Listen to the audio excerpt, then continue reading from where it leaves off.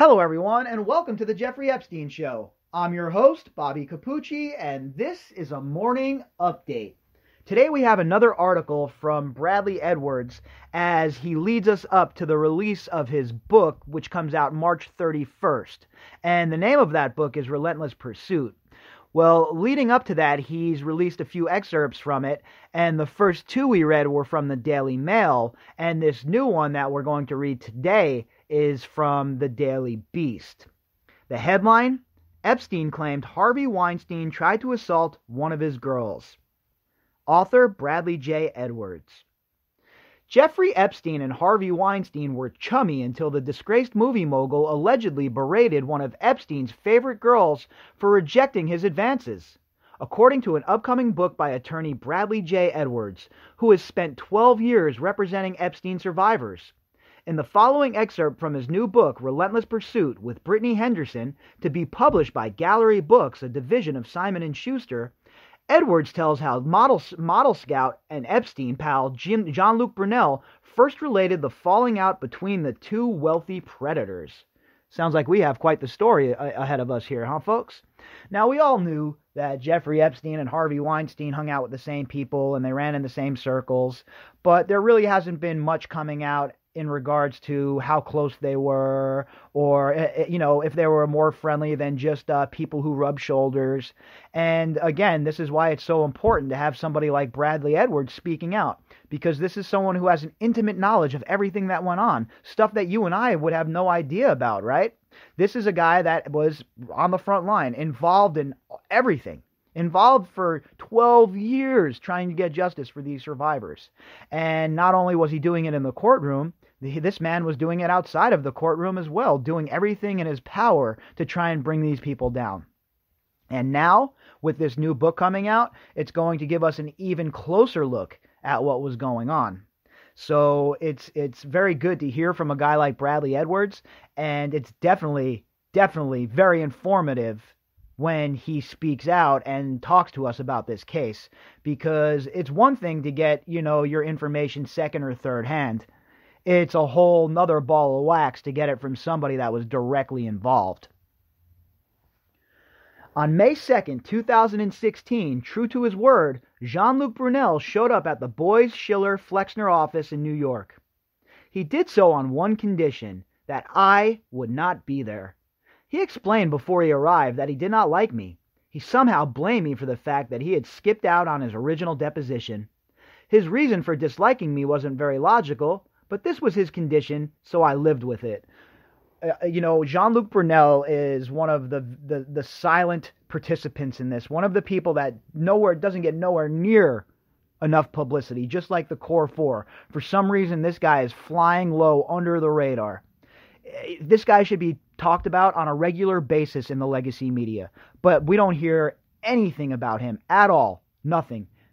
And how is this man on the lam? How is he hiding from authorities? How has he not been arrested? I mean, 3 12-year-old girls as a birthday present for his buddy Jeffrey to molest and abuse and rape? And this guy's just running around living the life, dipping his toes in the water in Brazil or whatever hideaway he's lounged up in right now? I still believe that Jean-Luc Brunel was pretending to cooperate with us while really being there as a Jeffrey Epstein spy, and told lawyer Stan Pottinger, who would be meeting with Jean-Luc without me, as much. Yeah, of course, this is something that they always did, right? They're very savvy. The Epstein criminal enterprise. They were very savvy, and they used every trick of the trade when it comes to spycraft, when it comes to cloak and dagger type activities. They used every trick in the book. And if you think that they were above using Jean-Luc Brunel to go out and gauge what the lawyers had, or what they were thinking, or to run a misinformation campaign, or try and misdirect the lawyers from the actual target, you're fooling yourself, because this is totally the type of thing that they would do, and the type of thing that is typical blueprint for people like them. Jean-Luc was claiming, after all, that he now hated Epstein because his association with Epstein had ruined the reputation of the modeling agency. No, Jean-Luc Brunel, you touching people, drugging people, raping people, hurting people, abusing people, trafficking people. That destroyed your modeling agency, you dumb fool. It was hard for me to imagine a decades-long friendship between the two of them having gone sideways because of the exact conduct that had brought these two men together in the first place. 100%. I really don't even need to add anything to that. These guys were more than fellow travelers. They had the same proclivities and they shared the same sickness. So what was Jean-Luc's game? Was this voluntary interview being offered in hopes of getting our help to serve his bogus lawsuit on Jeffrey Epstein? Or did he have other motives in mind? Always other motives with these people. Just like when Gillian Maxwell runs her yap in the sun through her so-called mouthpiece, Laura Goldman. None of that's, whatever she's saying, you can't believe anything she's saying. That's even if she is speaking out through Laura Goldman. If she is, like I've said, it's obviously a disinformation campaign, and it's also her being able to use the media to fire a couple of shots over the bow to remind everybody that if she goes down, they're all going down with her. And I believe that is the motivation for her speaking out in the sun. Stan and Jean-Luc talked for hours. Jean-Luc put up a good front. He seemed to have several objectives. One was to convince Stan that he, Jean-Luc, was not the person he was accused of being. Yeah, okay, sure. You're going to convince hardened trial lawyers who can spot bullshit a mile away that you're not who everyone thinks you are? What, are you going to go there and just with your sweeping personality and your A-class charisma, you're going to make these lawyers just fall in love with you and believe that you're just this great guy? I'm sorry, Mr. Brunel. The only people that fall in love with you is Jeffrey Epstein and Ghislaine Maxwell, okay? Nobody's falling in love with you. No normal person falls in love with someone like you, buddy. And nobody believes you, okay? He seemed to have several objectives. One was to convince Stan that he, Jean-Luc, was not the person he was accused of being. He explained how he had known Ghislaine Maxwell since the 80s and how she had introduced him to Jeffrey in the 90s. He didn't speak well of Jeffrey or Ghislaine. These were once two of his best friends, but now he was willing to spill the beans on both of them. Again, we know that's a ploy, obviously. We know what he was doing was a ploy, obviously, or else he'd be speaking to the authorities right now. He wouldn't be hiding, he wouldn't be running, he wouldn't be dragging his feet. He would be at the FBI's office in France speaking to a case agent. But instead, we know what he's up to. We know that he's hiding. We know that he's on the lam. We know that the same people that are helping Ghislaine are probably helping Jean Luc Brunel as well. Jean-Luc spun a story that even he was a victim of Epstein's operation. And you see, this is another pattern that we're seeing since Epstein has died. All of these people who were involved in his criminal organization, in his criminal enterprise, are now claiming that they were victims as well.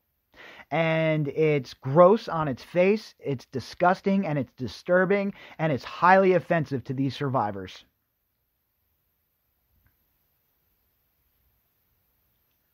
He was vulnerable when he met Jeffrey Epstein, he said, and yes, it was true that Epstein had gotten him back on his feet in the modeling industry, and he was indebted to Jeffrey. But it irritated Jean-Luc because he would talk about models and Jeffrey would pretend that he had his own eye for modeling, while really he was just trying to sleep with them. This is what Jean-Luc Brunel was telling Bradley Edwards. I mean, really? Bro, you're busy drugging models to rape them. You're busy sending 12-year-olds to Jeffrey Epstein. Now you're showing up and talking about Jeffrey Epstein's whole goal was to sleep with models, as if anybody's going to believe anything you have to say? Sorry, co-conspirator. Sorry, Jeffrey Epstein confidant. Sorry, fellow pedophile. Nobody believes you, and justice is coming, and it's coming swiftly. Epstein would put these girls in his apartments and say they were models, but they never modeled. Maxwell basically did whatever Epstein wanted her to do. Brunel talked angrily about how his reputation had been ruined by Epstein, who took the modeling concept and turned it into trash. Meanwhile, Brunel has been on a serial abuse spree since the 80s himself, and you can see why Bradley Edwards was thinking that this guy's a plant. None of this lines up. None of this smells right. None of it passes the sniff test. None of it at all.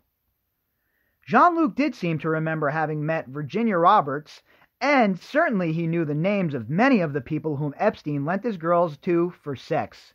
Still, he identified only a few, and when pressed for names, focused only on one, Harvey Weinstein. Remember, this interview was happening in May 2016, more than 1 year before the world would learn about Harvey's unwanted sexual advances and attacks on women. So it's interesting to see that Jean-Luc Brunel shows up. This is a full year before the Weinstein charges had hit the news and it had become a thing. So he shows up at the office and he starts dropping all sorts of dirt on Harvey Weinstein's name. Considering there was a bunch of other names he could have brought up, I wonder why it was Harvey Weinstein's name he brought up. It seems like a concerted effort and maybe a plan by Jeffrey Epstein to get things moving in that direction. Because again, like I've said from the beginning, these people were shrewd. This criminal operation was shrewd, and they were calculating, and they knew their business, right? They knew their business of spycraft. And the way that they maneuvered and the way they moved through the different areas of government and politics and business and, all the other higher, upper levels of society, it shows you how well they had their game down. And Jean-Luc Brunel was, like I've said from the beginning, was a key component of this whole entire enterprise. So to think that he's at this office really looking to help and that he's really looking to set the record straight, there's no way, in my opinion, that that's the case. In later discussions, Jean-Luc described one incident in greater detail, which he said culminated in a heated argument between Epstein and Weinstein that terminated their relationship. Weinstein was at Epstein's apartment in France receiving a massage from one of Epstein's girls when he attempted to aggressively convert the massage into something sexual. Again, why is Epstein, why is Weinstein, why is anybody at anyone else's apartment getting massages, okay? All you rich-ass, sick-ass, weird-ass dudes sitting around in some apartment in Paris in your towels while little girls are massaging you, and nobody thinks this is out of line, nobody thinks this is wrong, nobody thinks that this is something that needs to be stopped. Nope, just par for the course for all of these sick bastards. The girl rejected his advances. As the story goes, Harvey then verbally abused her for rejecting him. Little did Harvey know, this was one of Epstein's favorite girls at the time, and Jeffrey viewed the aggressive mistreatment as disrespectful to him. Again, it has nothing to do with the girl. It has nothing to do with the young lady who was being abused anyway by Epstein. It has to do with power. He couldn't let his victims, survivors, whatever, know that he was not in charge. And if Weinstein was taking charge and, forcibly yelling at one of Jeffrey Epstein's quote-unquote possessions, well, that demeans Jeffrey Epstein. And his sociopathic view, that can never occur. So he had to stand up and let Harvey know that, these are my possessions. You can't yell at my possessions. And that's the way he looked at them, not as human beings, not as girls, not as employees, just as possessions to do with as he pleased. Jeffrey then came into the room, got in Harvey's face, and kicked him out of his house, delivering the message that he was never to come back. Following the interview of Jean-Luc, I heard various versions of this story from others, including years later from Epstein himself, who referred to Harvey as a pig. Imagine that. I mean, what kind of disgusting animal do you have to be for Jeffrey Epstein, the king of the pigs, the king of disgusting, vile beasts, to call you a pig? Boy, you must be one sick, demented, twisted bastard. Even more interesting was Jean-Luc's knowledge and description of the current state of Epstein's operation. Epstein's new chief recruiter was a Russian-born 20-something-year-old woman named Svetlana. According to Brunel, she was using her connections to import young girls into the United States under the pretense that they were models. The same MO that he's been using for years. The same MO that these girls have told him about. The same MO that the prosecutors knew everything about. And yet, still, nothing has occurred. While many media accounts have hinted that a primary purpose of Epstein's enterprise was to attract young females and lend them out to powerful people in order for him to hold these sexual encounters over their heads as blackmail, that was not really the case. The primary, if not exclusive, purpose of the operation was Epstein's personal sexual gratification. I don't agree with that. I definitely don't agree with that. I know that that's part of it, and that is why they used him as their tool when all was said and done. But I think if Epstein wanted to just abuse girls, he could have done it without this whole entire elaborate ring around him. Maybe the knowledge that he could have done that was enough. Maybe it was also enough to influence his pals without his having to threaten them explicitly. Either way, Jean-Luc verified what we thought was true. Epstein's so-called jailing in Florida had not changed the essence of who he was, only the way he operated. Jail had no effect on the number of cult followers. The devotion of his past and current female followers was reminiscent of the Manson family at its peak. And again, that's what I've discussed about NXIVM and the sex cult, and the whole entire psychology behind all of that is absolutely fascinating. Absolutely, positively fascinating that Jeffrey Epstein was able to round all of these women up and have them basically do whatever he wanted them to do for him. And it didn't matter what those tasks included. Protecting him when he would abuse girls, helping him procure girls, you name it. And then, after all was said and done, after he had been arrested, then none of them came forward to rat him out. They all took the fifth. They all stuck to their guns, and they were all protected and paid by Epstein, and this whole entire criminal enterprise and organization is still running free. Besides Epstein, obviously, the rest of them are still free. Not one of these people, not one low-level participant, nobody. Nobody is facing charges, besides 2 guards from the MCC who were on duty the night Epstein died. Those are the only 2 people right now that are facing charges. Just think about that for a minute, folks. And how in the hell is that right? On what planet is that right? How is that even possible? What is the Justice Department doing? What is the SDNY doing? And when will we have some arrests in this case? I mean, the evidence is so clear at this point. So clear. How much more evidence do they need? Do they actually need to catch them in the act of doing this? I mean, that's going to be what they tell us next. Well, we have all of this evidence, but we've never seen them do it, so we can't arrest them. What? It's time. It is time for this to get a move on. It is time to see some action picked up here. We're calling on Mr. Berman and the SDNY to stop dragging their feet and to kick things into gear.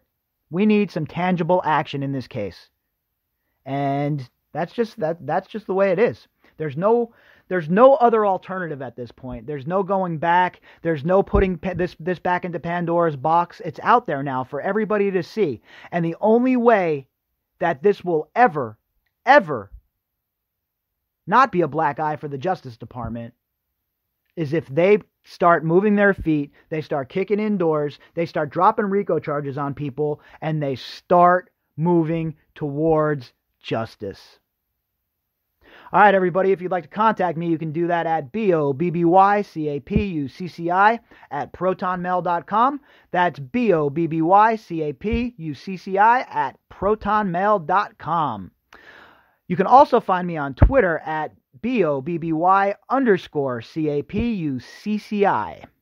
All right, folks, I will be back later on tonight with a daily drop. Hope everybody has a fantastic day, and I will talk to you then.